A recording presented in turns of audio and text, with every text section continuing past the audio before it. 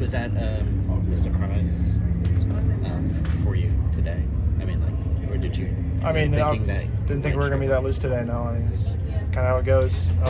So, a bit of a frustrating session and just kind of messy with, I got really loose coming to the green on my first lap. I should have just pitted and come in for adjustments, not to put the laps on my tires, but at that point, you might as well put in a lap to get on the board, and then you got 4 laps on your stuff, and yeah, just not good enough.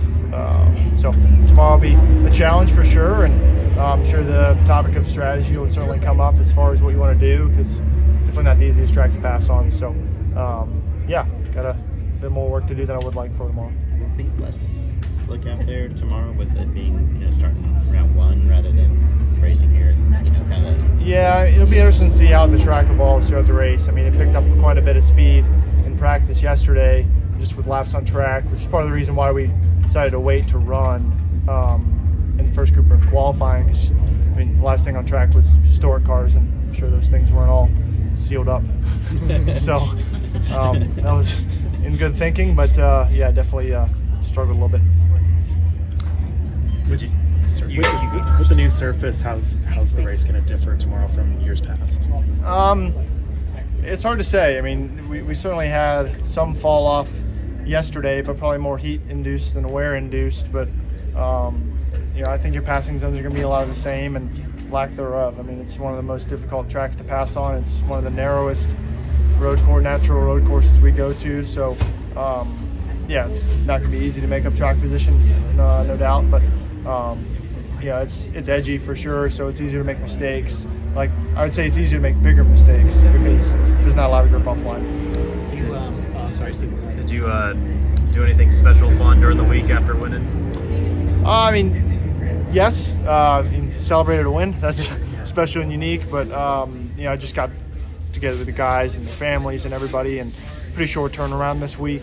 We do have a team dinner night that was kind of already planned before this week, but or this past week. So it's been great. All things considered, it's a lot to celebrate, a lot to be happy about, and a lot to prepare for the next couple months. And with the stage cautions back here, which we didn't have last year, since you guys are already locked in, we might see a lot of drivers either stay out for the points or pit early to get the track position. I'm assuming you guys will probably are thinking about the latter of staying out for the track position. You listed both the options. Depends on how much progress I make in the beginning of the race and how good we are. All right, thank you.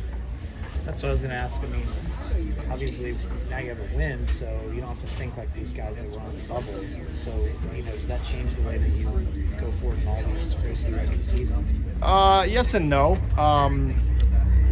I would say yes from the standpoint of I can't get to the top 10 in regular season points unless something catastrophic happens for every car around that line, which top 10 in regular season points and higher awards playoff points. Otherwise, you don't get any playoff points. So I can get just as many playoff points as grinding out the rest of the regular season, finishing 10th, as I can just flipping a stage and winning it if I'm in position to do so. So from that standpoint, I think it's pretty clear cut for us as far as what the decisions might be. But you still want to have good runs, still want to have good finishes, representative finishes to be able to really gauge where you're at from race to race, because this one's an easy one to get completely buried if you're not with track position with a fast car. Is Iowa, and I'm curious, so that's kind of like the new place for this year. I'm curious, where would you like to see NASCAR go in the future? After that? Yeah, like is there a venue or market, or you feel like NASCAR needs to get into? Gosh, I don't know if there's one that's like glaringly obvious. I do think that anytime we go to a new facility or a new town of any sort, it's been a home run. Right, even think of like Road America.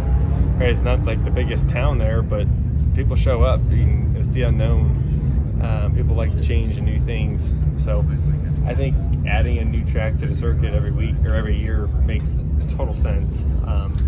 Wherever it is, I don't really care. Let's go. You just like something different? Yeah, I think it's just been healthy for the sport, right? I mean, there's some tracks that are very special and we go to every year, and that's good.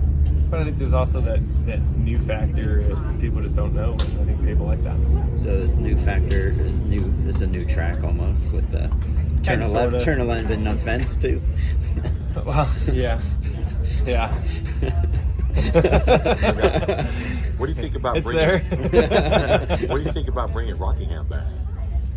I mean, I think it'd be great. I mean, none of it's that simple of just saying bring it back and it comes back, right? Like just the infrastructure, the change, like I mean, all that's hard to do, and bringing Rockingham would be cool, but there's also racetracks nearby. I guess I would vote to go to places where there's not a NASCAR race within 3 hours. I think those are probably the places where we can make the biggest impact. Joey, you on the drivers' council were told that they were going to work on Iowa, patch it, but then when the pictures came out, it was different maybe than people expected. What were your impressions? Oh. Okay. Yeah, until you get there, you don't really know.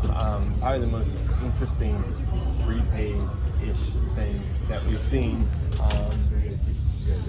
Like I said, I can't form an opinion until I make laps on it, but definitely unique. Good or bad, I guess we'll have to wait and see. I mean, going off the tire test at Wilkesboro, I thought that was going to be a single lane race that wasn't going to have any passing, and I was completely wrong about that. The track was up to the wall, right? Like, so who knows? Maybe things change. You just don't know. Given how tight the points battle is right at the playoff line, a handful of guys who are title contenders or past champions are in that mix of winless drivers so far this year. Just how much more difficult is it going to be to try to work your way back into that top 16? It's not going to be easy for sure. We still got some time before that final race, but getting a win would be much easier. But if we can't do that, we just got to maximize points every weekend, which last week was pretty decent for that. So we just got to keep doing that. To that point, was it kind of bittersweet knowing that Penske won, they fired on all cylinders, but the playoff cut line just got that much closer? Yeah, I don't know if I call it bittersweet. I mean, it was good to see a Penske car front. Seeing Blaney up there leading, like that was probably hurt the most if you're him. And then Austin capitalizing. I'm glad one of our cars were able to capitalize on that. Those wins are so important for the whole team. I don't think I'd be selfish about it and say that, it's hurting my chances of getting in. I mean, the bottom line is we need to go out there and do it too. All right, thank you. Yep. The new surface, expecting less. Jared Haas with Frontstretch.com. Come back soon for more great racing videos. And if you like us, make sure to hit that subscribe button.